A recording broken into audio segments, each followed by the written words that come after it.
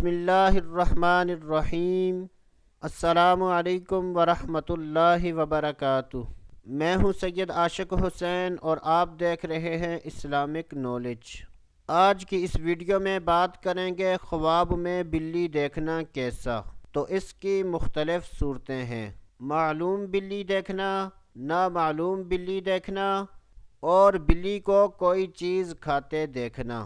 حضرت سیدنا ابن سیرین رحمۃ اللہ تعالی علیہ نے ارشاد فرمایا کہ اگر کوئی شخص خواب میں ایسی بلی دیکھے جس کو وہ جانتا ہے تو یہ اس بات کی دلیل ہے کہ اس کے گھر میں ایسے چور آئیں گے جن کو وہ جانتا ہوگا، اور اگر ایسی بلی دیکھی کہ جس کو وہ نہیں جانتا تو یہ اس بات کی دلیل ہے کہ اس کے گھر میں ایسے چور آئیں گے جن کو وہ نہیں جانتا۔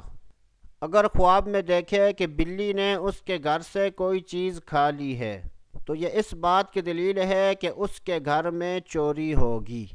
حضرت سیدنا ابراہیم کرمانی رحمۃ اللہ تعالی علیہ نے ارشاد فرمایا کہ اگر کوئی شخص دیکھے کہ اس نے خواب میں بلی کا گوشت کھایا ہے تو یہ اس بات کی دلیل ہے کہ وہ اس شخص کو چور کا مال حاصل ہوگا۔ اللہ عز و جل سے دعا ہے کہ اللہ عز و جل ہمیں اچھے خواب دیکھنے، برے خوابوں سے بچنے کی توفیق عطا فرمائے۔